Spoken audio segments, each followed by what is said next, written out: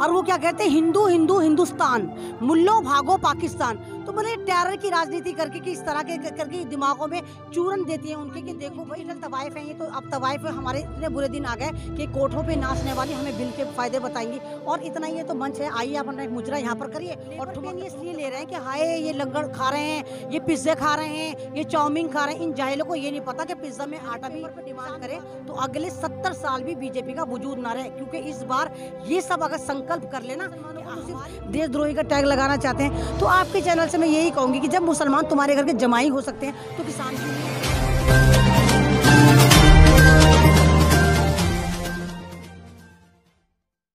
तो ये जन आंदोलन है, क्योंकि रोटी का भी कोई मजहब नहीं होता, रोटी हिंदू मुसलमान कुछ नहीं होती। तो सारे के सारे इसमें लोग आ चुके हैं। आप भी देख रहे हैं, आप डिफरेंट अगर आप बॉर्डर पे जाती हैं, आप हर तरफ देखिए कितना ज़बरदस्त लोग हैं। और ये 1000-2000 नहीं, लाखों की तादाद में। तो ये तो एक सुनामी बन चुका है, एक दुनिया का एक ऐसा इतिहास में लिखा जाएगा जो भारत में किसान लेकर बैठे थे। और दुनिया देखेगी कि वाकई भारत से कोई एक प्रोटेस्ट शुरू हुआ था जिसका नाम किसान था और किसान लेकर बैठे थे। बिल्कुल, हम नहीं बल्कि लोग आकलन करते थे कि जो महिलाएं हैं वो घर के काम काज तक ही सीमित है, या महिला को एक तरह से उपभोग की वस्तु समझा जाता था। लेकिन आज हम देख रहे हैं कि आज़ादी के बाद, खासकर उस संविधान के बाद, महिलाओं को बराबरी का हिस्सा मिला और बराबरी की जो भागीदारी है आज उनको इस आंदोलन में सक्रिय रूप से देखने को मिल भी रही है और महिलाएं बढ़ चढ़कर इस आंदोलन में हिस्सा ले रही है। इस पर क्या कहना है? नहीं, महिलाएं तो कुछ डोमिनेट करने की कोशिश करते हैं। तो इंदिरा गांधी थी या रज़िया सुल्ताना थी या ये झांसी की रानी थी, सारी महिलाएं थी। लेकिन महिलाएं कुछ पर्टिकुलर थी वो। लेकिन अब ये देखा गया जिस तरह डिजिटल हो रहा है तो अब यंगस्टर में भी बहुत ज़्यादा जुनून आ रहा है। अब अगर आप उधर उस तरफ जाएँ, सिंगू बॉर्डर पे जाएँ, वहाँ पे बहुत ज़्यादा यंगस्टर हैं। यहाँ पर भी देखिए बहुत सारे यंगस्टर हैं। तो सबको समझ में आ गया है कि भाई ये वाली जो चीज़ें गवर्नमेंट हमारे साथ करे वो हमारे हित की बात नहीं कर रही, वो भारत के हित की बात नहीं करे, वो यहाँ पर किसी कम्युनिटी की हित की बात नहीं करे। ये सरकार पर्टिकुलर अगर आप देखिए सन 2014 से स्टेप बाय स्टेप खासतर एक खास कम्युनिटी को टारगेट करती है। कभी बिजनेसमैन को टारगेट कर रही है, कभी कश्मीरियों को टारगेट कर रही है, कभी मुसलमानों को 3 तलाक पर टारगेट करे, कभी एनआरसी पर टारगेट करे। और इस बार इसने खेती को टारगेट करा, किसानों को टारगेट करा। तो इनको लगा था कि किसान एक कम्युनिटी है। तो मोदी जी शायद यहाँ पर भूल गए थे कि किसान कम्युनिटी नहीं होती, क्योंकि रोटी का कोई मजहब नहीं होता। वो हिंदू मुसलमान सरदार ईसाई कोई नहीं होती, रोटी रोटी होती है। ऐसे किसानी का भी कोई मजहब नहीं होता, किसान हिंदू मुसलमान सरदार ईसाई सब होते हैं। आप देखिए पंजाब से सरदार हैं, हरियाणा से तो सरदार नहीं है, यूपी से तो सरदार किसान नहीं है, मतलब मिक्सअप है, सब हैं। और मुसलमानों को एक किसान मानने को तैयार नहीं, क्योंकि ये मुसलमानों को तो सिर्फ देशद्रोही का टैग लगाना चाहते हैं। तो आपके चैनल से मैं यही कहूँगी कि जब मुसलमान तुम्हारे घर के जमाई हो सकते हैं तो किसान क्यों नहीं हो सकते? भाई यूपी में सारे किसान मुसलमान हैं, आप हरियाणा में देखिए, पंजाब में देखिए, बहुत ज़्यादा तादाद में मुसलमान हैं। और भारत में अगर 40 करोड़ मुसलमान हैं और भारत की आबादी 140 करोड़ है और भारत में 95 करोड़ की आबादी किसानी करती है, तो ऐसा कैसे मान लूँ कि इसमें मुसलमानों की भागीदारी नहीं होगी? तो ये सिर्फ एक एजेंडा फैलाते हैं नफरत का कि तीर त्रिशूल तलवार लेकर ये कुछ गोबर भक्तों को उतार देते हैं कि देखो धर्म खतरे में है, देखो भारत खतरे में है, देखो मंदिर खतरे में है। तो वो जनरेशन, जो नई जनरेशन है, वो वाली बात समझ चुकी कि कुछ लोग हैं ये गोबर भक्त जो कूदते हैं। इसके अलावा पूरे भारत में अमन सुकून है। आप यहाँ पर देखिए कहाँ पर आपको हिंदू मुसलमान सरदार ईसाई नज़र आता? नहीं नज़र आता। ये सिर्फ डिवाइडेशन हमें चैनलों पर नज़र आता है या बीजेपी की अंगना में नजर आता है। अदरवाइज जमीन पे अगर आप आकर देखें तो हिंदू मुसलमान सिख ईसाई एक ही थाली में आज भी बैठकर खाते हैं। लेकिन हम जब चुनाव देखते हैं तो वहाँ पर कहीं ना कहीं जो सत्ता पर पार्टी काबिज है वो हिंदुत्व तक का राग लापते फिरती है। लेकिन वही चीजें हम देख रहे हैं कि धरातल पर लोगों में नहीं नजर आती है। तो इसको किस तरह से देखते हैं? मतलब इलेक्शन से पहले क्राइटेरिया तैयार करते हैं। और अभी देखिए सन 2022 में यूपी में इलेक्शन होना है तो उसका क्राइटेरिया इन्होंने तैयार करना शुरू कर दिया। आप परसों देखिए बुलंदशहर में बहुत ज्यादा आरएसएस के पालतू गूंज ने, गुंडों ने ड्रामेबाजी करी, बाइक रैली निकाली, कम से कम 150 लोग थे। और वो क्या कहते हैं, हिंदू हिंदू हिंदुस्तान,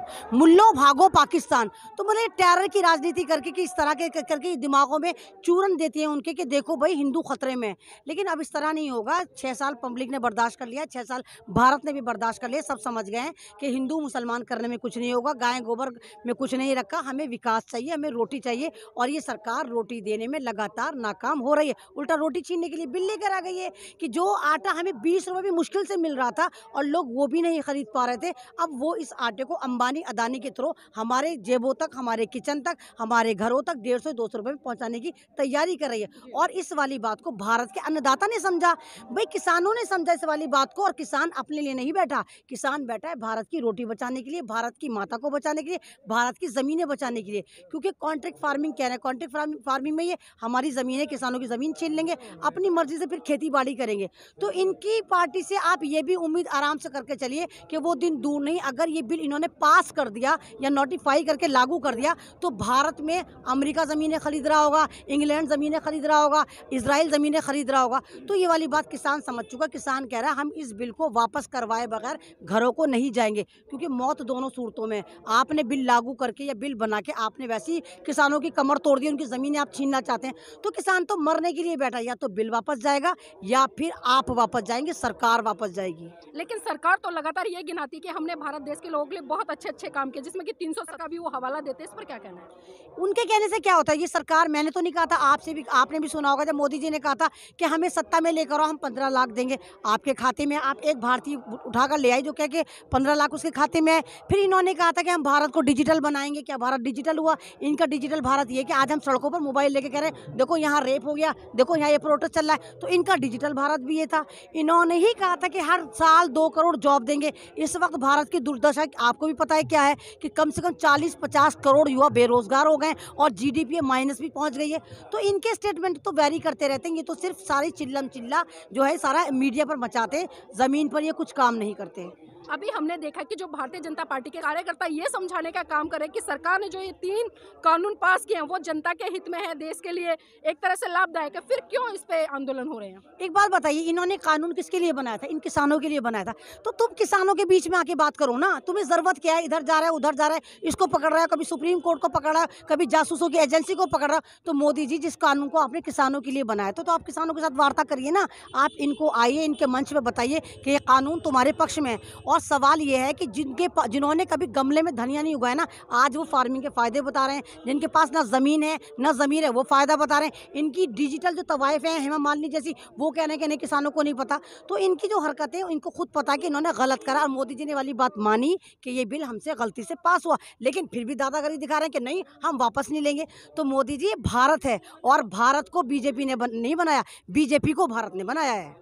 अभी हेमा मालिनी की भी कई वीडियो वायरल हुई है सोशल मीडिया पर, जिसमें कि लगातार वो ये कह रही है कि जो किसान आंदोलन कर रहा है उसको समझ नहीं आ रहा। तो क्या कहेंगे ऐसी पढ़ी लिखी अभी? तो हेमा मालिनी जो डिजिटल तवाइफ हैं, ये तो अब तवाइफ हमारे इतने बुरे दिन आ गए कि कोठों पे नाचने वाली हमें बिल के फायदे बताएंगी। और इतना ये तो मंच है, आइए आप अपना एक मुजरा यहाँ पर करिए और ठुमकते ठुमकते बता दीजिए बिल के फायदे, है ना। यहाँ पे मुचरे करिए, हर स्टेज पे आप कर सकती हैं। आप गाजीपुर भी आइए, आप सिंगू बॉर्डर जाइए, आप टिकरी जाइए, हर जगह आपको मुजरा करने का भी वक्त मिलेगा और 5 मिनट एक्स्ट्रा देगा किसान के। आप उसको बताइए कि बिल उसके कैसे फ़ायदे में। सिर्फ सोशल मीडिया पे चिल्लाने से कुछ नहीं होता, आप ग्राउंड पर आकर बताइए ना। जब आप ज़मीन के लिए सौदे कर रहे हैं तो आप ज़मीन पर आकर किसानों को बताइए कि ये बिल कितने फ़ायदे में है। हर जगह से पिट रहे तभी तो नहीं आ रहे। इनको पता कि यहाँ भी इनका यही हाल होगा, ये सिंगू बॉर्डर जाएंगे वहाँ भी हाल होगा। तो ये बहरूप, ये रूप बदल बदल कर जा रहे हैं। कभी सरदार बन जाते हैं, कभी किसान बन जाते हैं, कभी पत्रकार बन जाते हैं। और आप देखिए कि स्ट्रीम चैनल की हालत कैसी कर दी है इन किसानों ने। इनको दौड़ा दौड़ा के मार रहे हैं रिपोर्टरों को। अब ये बिना आईडी के माइक लेकर जा रहे हैं, क्योंकि इनका हमारे बगैर गुजारा भी नहीं है। ये आतंक जो फैला रहे हैं हमारे से फैला रहे हैं। तो ये तो एक तरह से समाज से कट चुके, बीजेपी समाज से कट चुकी।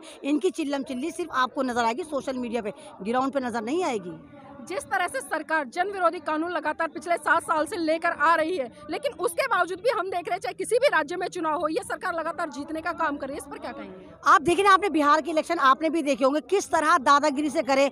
वोटिंग हुई नहीं है, वोट पड़ा नहीं है, इनकी सभा में 500 लोग नहीं होते थे, सारी मशीनों को हैक जैक करके ये जीत गए। तो इनको ये लग रहा है कि हर बार हम ये ड्रामा कर लेंगे, लेकिन हर बार ऐसा नहीं होगा। भारत की जनता जागे। और मैं तो कहूँगी इस मूवमेंट में एक मुद्दा ये भी रखो कि ईवीएम हटाओ। ईवीएम से तो ये सरकार आई है ना, हम इसको ईवीएम से चुनते ना, ये उल्टे सीधे कानून लाती। अगर हम बैलेट पेपर पे डिमांड करें तो अगले 70 साल भी बीजेपी का वजूद ना रहे। क्योंकि इस बार ये सब अगर संकल्प कर लेना कि हमारी भूल कमल के फूल को कीचड़ में घुसाना है, तो आप यकीन करिए ये भी हो जाएगा। लेकिन देश के गृह मंत्री जी तो लगातार ये कह रहे हैं कि हमें 50 साल तक शासन करना है। उनके कहने से क्या होता है? ख्वाबे खरगोश में जाने से क्या होता है? मुंगेरी लाल के हसीन सपने देखने में क्या होता है? सपना आप भी देख सकती, मैं भी कह सकती, मैं अंबानी बन सकती हूँ। तो इनके ड्रामे करने से कुछ नहीं होता। ये सिर्फ एक भ्रम फैलाते, देखो हम सत्ता में आएंगे, देखो हम सत्ता में आएंगे, और डर और खौफ, टेरर पैदा कर रहे हैं ताकि लोग डरे, चलो भाई कमल ही आएगा, हम वोट ही नहीं करने जाते, चलो कमल को ही दे देते।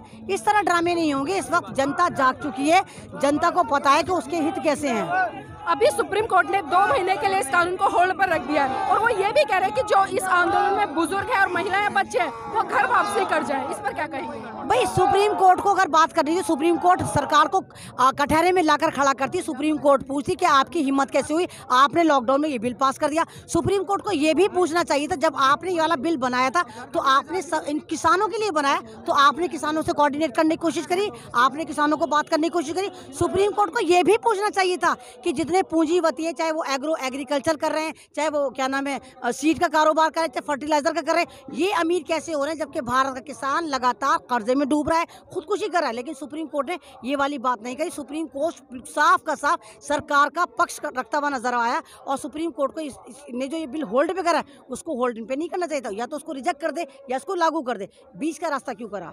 इस आंदोलन में जो किसान लोग हैं, जिस तरह से उनके खाने की व्यवस्था हो रही है, पीने की व्यवस्था हो रही है या जो भी रहने की व्यवस्था है, उसको बार बार मतलब जो अन्य लोग हैं वो ये कहकर आरोप लगा रहे हैं कि इनको फंडिंग पाकिस्तान या अफगानिस्तान या बांग्लादेश से हो रही है। लेकिन अभी हम देख रहे हैं कि वर्तमान में जो अयोध्या में राम मंदिर बन रहा है उसके लिए भी फंडिंग का भारतीय जनता पार्टी ने आह्वान किया है। तो इन दोनों फंडिंगों को किस तरह से देख रहे हैं? मतलब इनके साथ वही है कि हाथी के दांत दिखाने की और खाने की और, मतलब ये किसान है जो तुम्हें पूरे भारत को खिला रहे हैं, तो ये अपना नहीं खा सकते। इनके लेबर पेन ये इसलिए ले रहे हैं कि हाय ये लंगर खा रहे हैं, ये पिज्जे खा रहे हैं, ये चाउमीन खा रहे हैं। इन जाहिलों को ये नहीं पता कि पिज्जा में आटा भी किसान उगाता है, जो नूडल्स बनती हैं, चाउमीन बनती है, वो भी अन्न से बनती है। तो जो तुम्हें खिला सकते हैं वो खुद क्यों नहीं खा सकते? तो इनको ये मरोड़े उठ रहे हैं। और रही बात फंडिंग की, अगर इनके बेटे लंदन अमेरिका कहीं रहते हैं तो वो अपने बापों की फंडिंग नहीं करेंगे।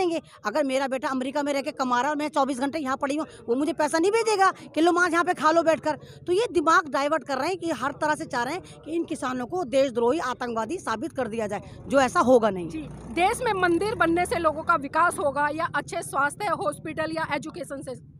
मंदिर बनने से कुछ नहीं होता। आप मंदिर में कब जाते हैं? जब आपका पेट भरा हुआ हो, आप खुश हों। खाली पेट मंदिर कोई नहीं जाता, वो भी भगवान से नाराज हो जाता। कैसा भगवान है, हम भूखे हैं। और इस वक्त भारत की दुर्दशा यही हो चुकी है कि यहाँ पर लोगों को मंदिर नहीं चाहिए, यहाँ पर रोटी चाहिए, रोजगार चाहिए, एक सिक्योरिटी चाहिए कि आप जो तीर त्रिशूल तलवार मंदिर मस्जिद में राजनीति करते हैं वो बंद करिए। आपने जो सबको गुटों में बांध दिया, सन 2014 के बाद आपने सबको बता दिया तू हिंदू, तू मुसलमान, तू दलित, तू सरदार। ये नहीं होगा। आप ये बताइए ना, हम सब भारतीय हैं। तो इस वाली बात पे अगर आप करेंगे तो बीजेपी सारी जिंदगी हमारे पे हुकूमत करे, हमें ऐतराज नहीं है। लेकिन अगर नफरत की पॉलिटिक्स करेगी, किसानों को बर्बाद करके पॉलिटिक्स करेगी, मुसलमानों को बर्बाद करके करेगी, तो फिर ज्यादा दिन नहीं चलेगी। जी, बहुत बहुत शुक्रिया। तो अभी ये थी हमारे साथ में एमन रिजवी जी, जिसने बहुत अच्छे तरीके से अपनी बात को रखा और इन्होंने बताया कि अगर सरकार इस देश में भाईचारे को स्थापित करने के लिए काम करती है तो हम उनका समर्थन करते हैं। लेकिन जिस तरह से जाति के आधार पर, भाषा के आधार पर, क्षेत्र के आधार पर और धर्म के आधार पर लगातार ये पार्टी लोगों को लड़ाने का काम कर रही है, तो हम इसकी ओर भर्त्सना करते हैं। अपना चैनल, आपका चैनल, समाज का चैनल, देश का चैनल NB News 24/7 को आप लाइक करें, सब्सक्राइब करें और ज्यादा से ज्यादा इसकी वीडियो को शेयर करें ताकि हर खबर को मैं आप तक आसानी से